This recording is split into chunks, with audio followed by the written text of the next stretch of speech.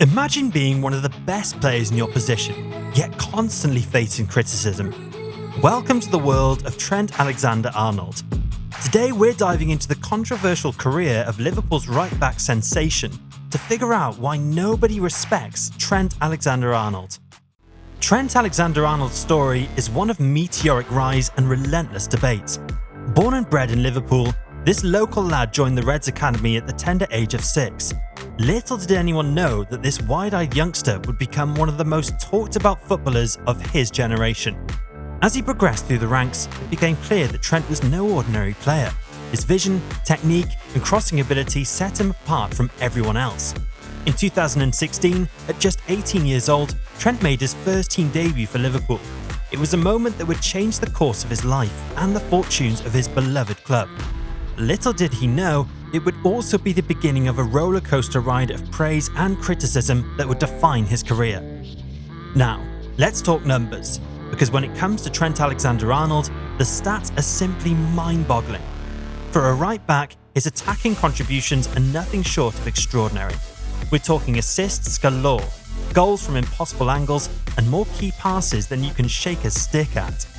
In the 2019-20 season alone, Trent racked up 13 assists in the Premier League. That's not just good for a defender, that's world-class for any player in any position. He's broken the record for most assists by a defender in a single Premier League season, not once, but twice. Talk about rewriting the history books. But it's not just about the numbers. It's the way Trent delivers those pinpoint crosses, those defense-splitting through balls, and those wicked set pieces that leave opponents scratching their heads. He's not just a right-back. He's Liverpool's secret weapon, their quarterback, their playmaker in disguise.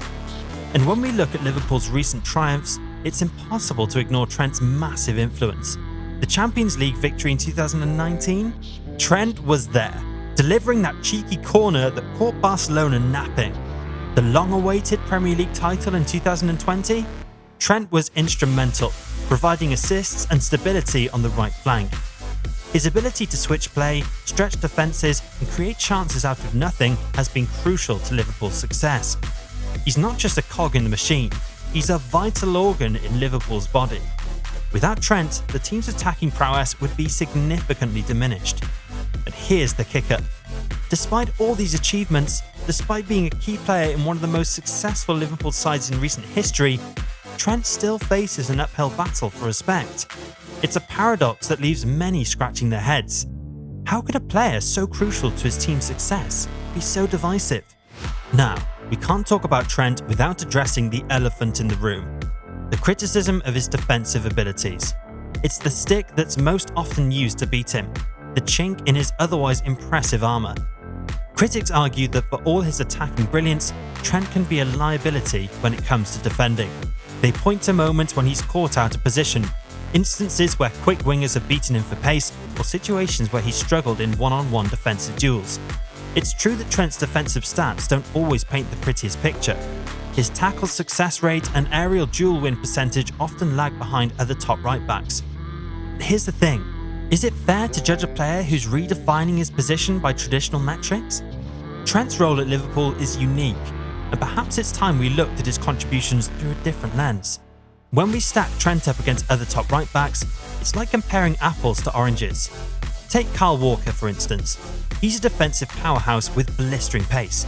Can he deliver a cross like Trent? Or look at Achraf Hakimi, another attack-minded fullback. Does he have Trent's vision and passing range? The truth is, Trent is a different breed of right-back. He's more akin to a midfielder playing in defence. His heat maps often show him spending more time in the opposition half than his own. His passing stats are more comparable to the creative midfielders than to fellow defenders. But this uniqueness is both his blessing and his curse. It makes him invaluable to Liverpool's system, but it also makes him an easy target for critics who prefer their right-backs to be more, well, right-backy. It's a classic case of a square peg in a round hole, except in this case, the square peg is creating masterpieces. Now, let's zoom in on those high-stakes games where legends are made and reputations are broken. How does Trent fare when the pressure's on? Well, it's a mixed bag, but one that leans more towards the positive. Remember that corner against Barcelona in the Champions League semi-final? That was Trent at his brilliant, cheeky best. Or how about his performance in the Premier League title-winning season? He was a constant threat, terrorising defences game after game. But then there are games where he struggled. The 2022 Champions League final against Real Madrid comes to mind, where Vinicius Jr. gave him a torrid time. Or certain matches against Manchester City, where he's been targeted as a potential weak link. But here's the thing, even in these games, Trent often finds a way to make an impact going forward. If there's one person who's never wavered in his support for Trent, it's Jurgen Klopp, the ex-Liverpool manager. The charismatic German manager was Trent's biggest cheerleader, consistently backing him in press conferences and adapting Liverpool's tactics to get the best out of him. Klopp's use of Trent was a masterclass in playing to a player's strengths. He gave Trent the freedom to roam forward, knowing that his creativity and crossing ability can unlock even the most stubborn defences. What remains to be seen is how new Liverpool manager Arne Slot will utilise Trent's strengths. Now, let's look at Trent's situation with the England national team. It's been complicated, to say the least. Despite his club form, Trent has often found himself on the fringes of the England squad, sometimes not making the cut at all. The competition at right back is fierce, with players like Reece James, Kyle Walker and Kieran Trippier all vying for the spot. But many argue that Trent's unique skill set should make him a shoo-in for the squad, if not the starting 11. His ability to create chances and deliver pinpoint crosses could be a game changer for England. But ex-England manager Gareth Southgate often opted for more defensively solid options. It's led to heated debates among fans and pundits alike. Is England missing a trick by not fully utilising Trent's talents? Or is the national team setup simply not suited to his style of play? The debate over Trent's best position seems to go on forever. Is he a right back? A right midfielder? A central midfielder? Those advocating for a midfield role point to his passing ability, vision and creativity. They argue that playing him in midfield would allow him to influence the game more directly, without the defensive responsibilities of a fullback. It's an intriguing prospect. Imagine Trent pinging passes around the midfield, dictating play like a young Steven Gerrard. But others argue that moving Trent to midfield would be a mistake. His ability to deliver crosses from wide areas is unparalleled, and his understanding with Mo Salah on Liverpool's right flank is telepathic. Plus, playing as a right back allows him to see the whole game in front of him, utilising his exceptional vision. Now let's get nerdy for a moment and dive into the stats. When we look at Trent's defensive numbers, it's complicated. On one hand, his tackle success rate and aerial duel win percentage often lag behind other top right backs. He's not topping any charts for interceptions or clearances either. But here's where it gets interesting. When we look at Liverpool's overall defensive record with Trent in the team, it's actually pretty solid. They consistently have one of the best defensive records in the league. So what gives? Is Trent secretly better at defending than the numbers suggest? The answer might lie in how Liverpool defends as a unit. Trent's aggressive positioning allows Liverpool to press high and win the ball back quickly. His ability to retain possession reduces the pressure on Liverpool's defence. It's a case of the best defence being a good offence, and in that regard, Trent excels. But when we turn to the experts, former players, coaches and analysts' opinions on Trent are divided as ever. Some, like Gary Neville, have praised his attacking output but questioned his defensive abilities. Others, like Jamie Carragher, have defended Trent, arguing that his unique skill set more than makes up for any defensive shortcomings. Many experts point to Trent's age. He is still only in his mid-20s and argue that his best years are ahead of him. They see potential for him to improve defensively while maintaining his attacking threat. Some even predict that he could redefine the right-back position entirely, ushering a new era of attack-minded defenders. But perhaps the most interesting expert opinion comes from Pep Guardiola. The Manchester City manager once described Trent as a midfielder playing as a right-back, highlighting his exceptional passing ability. Coming from one of the greatest tactical minds in football, that's high praise indeed. So how has Trent responded to all this criticism? With admirable maturity and determination, it seems. He's acknowledged areas where he needs to improve and has been working hard on the training ground to enhance his defensive skills.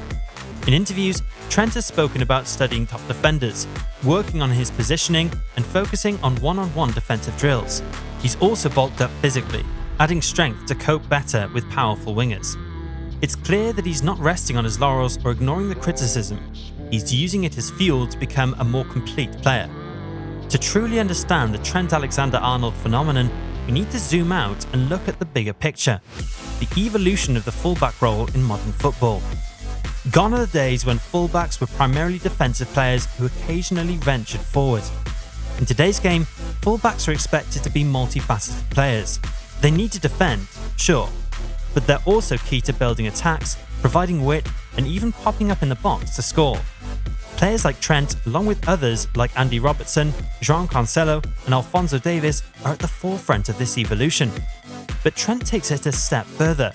He's not just an attacking fullback, he's a playmaker from deep.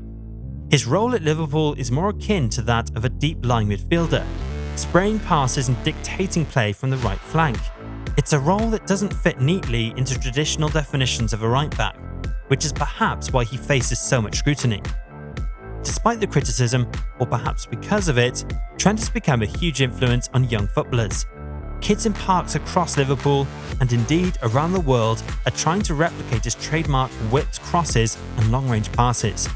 His rise from the academy to becoming a key player for his boyhood club is the stuff of dreams for many young players. He's shown that with talent, hard work, and a bit of luck, local lads can still make it big in the era of global superstars and big money transfers. Moreover, Trent's style of play is inspiring a new generation of defenders to think beyond just defending. He's showing that defenders can be creative forces, that they can dictate play and change games. In doing so, he's potentially shaping the future of how the game is played. So, after all this, where do we land? Is Trent Alexander-Arnold unfairly criticised, or are the concerns about his game justified? The truth, as always, lies somewhere in the middle. Perhaps the real issue isn't Trent's abilities, but our expectations. Maybe it's time we stop trying to fit him into the traditional right-back mould and appreciate him for what he is, a phenomenal footballer who's redefining his position. After all, isn't that what the greatest players do? If this video assisted your understanding of Trent like he assists Liverpool's forwards, hit the like and subscribe buttons.